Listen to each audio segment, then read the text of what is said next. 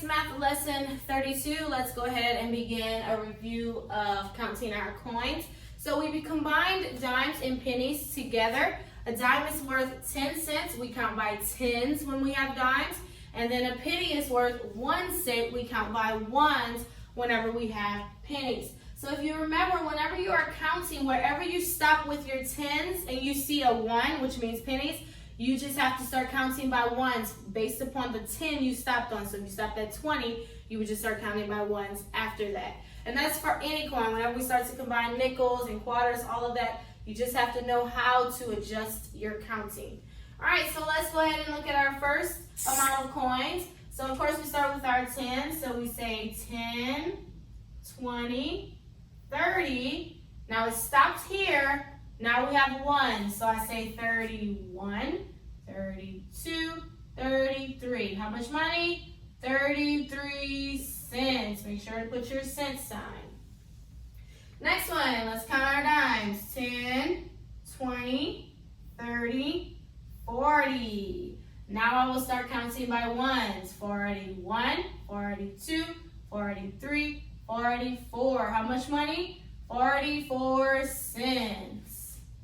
Okay, next I have 10. Only one 10. Now I go to ones. I say 11. How much money? 11 cents. Awesome. So we know how to count it like this. Now I will show you how to figure it out if it's written down in word form. So say if I have, it says, how much is 3 dimes and 2 pennies? 3 dimes, 2 pennies. I want to know how much money that is. So there are 2 ways I can do this. I can draw it out, which is probably the easier way to do it, or I could just mentally do it, which means do it in your mind, and so you could count it out. So I could count it out by saying 3 dimes, that's 10, 20, 30. 2 pennies, that's 31, 32. So we know that would be 32 cents. But if I would decide to draw it out, I would have to start with the dimes. Always start with your bigger coin first. It's easier to count it when you do your bigger coin first. So I would start with the dimes. I would say 1, 2, and 3 dimes. So put a 10 inside of them to show it's 3 dimes. Then if I had 2 pennies, I would do 1 and 2, then put a 1 and a 1 to show, just like I did here, to show that it's 2. So you count 10, 20, 30, 31, 32. 32 cents. All right, let me give you another one. Say we have 6 dimes, 5 pennies. 6 dimes and 5 pennies. And if you kind of look at it, you already can kind of tell what number it is, but in case you don't. So let's go ahead and figure out what 6 dimes and 5 pennies would be. So again, we can mentally do it where we just count it in our minds. 10, 20, 30, 40, 50, 60. And then from 60, I have 5 pennies. 61, 62, 63, 64, 65. So that means 65 cents. Or we could draw it out and do 10, 20, 30, 40, 50, 60. Make sure you mark your 10 to show that it's a 10. Then 5 pennies, put a 1 in them. Count it out. 10, 20, 30, 40, 50, 60, 61, 62, 63, 64, 65 cents. So you will start to see this in your book. It will ask you what it is, and it will have it written out like this sometimes. Sometimes it will be in the coins form, but sometimes it will be in word form. And so you want to make sure you know how to figure out both, okay? Also, be careful because sometimes they'll put the pennies before the dimes. So that's why we learn place value, because you have to know the place of the numbers. Dimes always go first, then your pennies. That's like if I would say 2 pennies and 3 dimes, it wouldn't be 23 because the numbers are 2 and 3. No, pennies are ones, they go in the back. Dimes are tens, they go in the front. We learned place value last week. All right, so let's go ahead and review the thermometer. Remember, a thermometer tells us the temperature, how it feels, whether it's hot, cold, cool, warm. It helps us to determine, do we need a coat today? Do we need a light jacket? Could we wear a short sleeve today? All of that is determined on the thermometer. Okay, so if you look at it, where did my temperature stop? It stopped at 20, and we don't just say 20, we say 20 degrees Fahrenheit.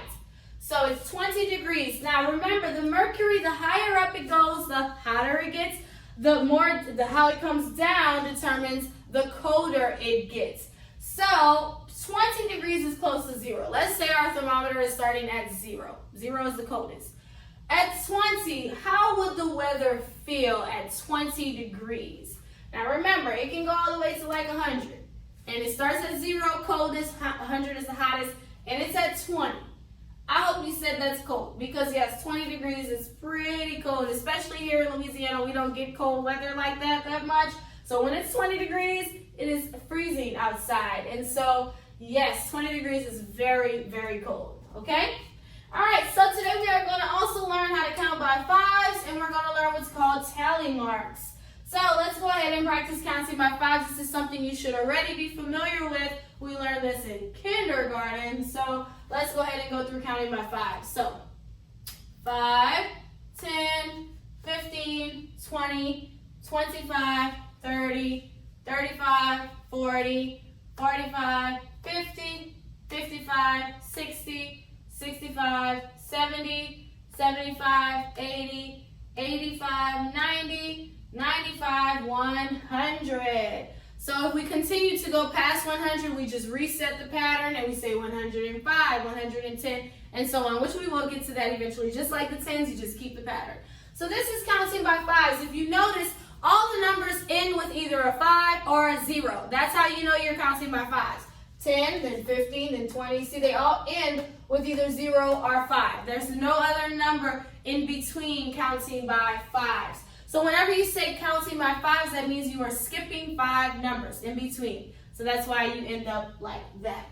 Now, this applies to tally marks, okay?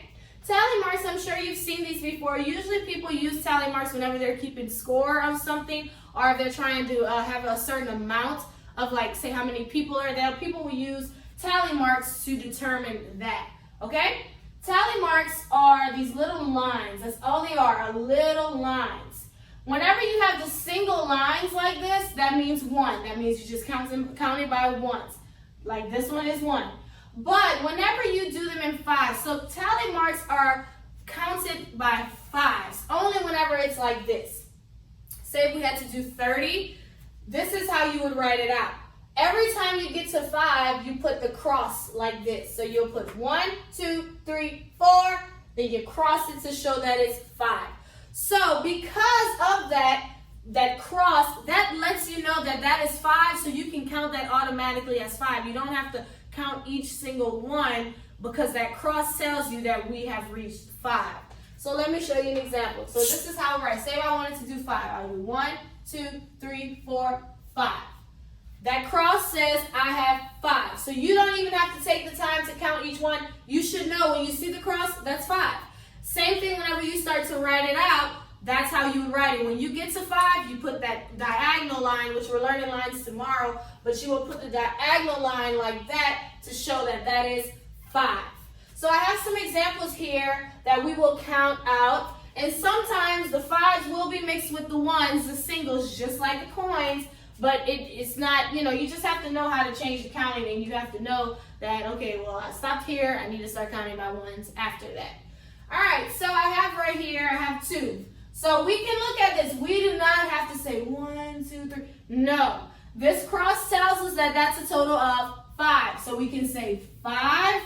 Another cross we say 10. How much was that? 10. 5, 10. Do you kind of see it? So that cross tells you that diagonal line says that's 5. Just count it by 5s. All right, next one, we have no cross, no diagonal line, so we have to count these by singles, by 1s. So we count them 1, 2, 3, 4. So that's a total of 4 tally marks. All right, our next one, we have a couple of crosses, so let's go ahead and count them by 5s because we know they're 5. So 5, 10, 15, 20, but we wouldn't say 25 because that's not a cross. Those are now singles. So we stopped at 20, now we count by 1s. So we say 21, 22. 22 tally marks. All right, the next one, we have a few crosses. So we say 5, 10, 15. We don't say 20, we now start counting by 1. So from 15, we say 16. So that's a total of 16. So that's how you count tally marks. Whenever it has a diagonal line, that means 5, so you count it by 5s. But whenever you have them by themselves, the singles, you count by 1s. So we will practice this all this week. You will see it in your book a little bit, and eventually you will get to the point of being able to write the tally marks on your own. So that's our math lesson today. We learned counting by 5s, and we learned what's called tally marks. So today you will do workbook page 32.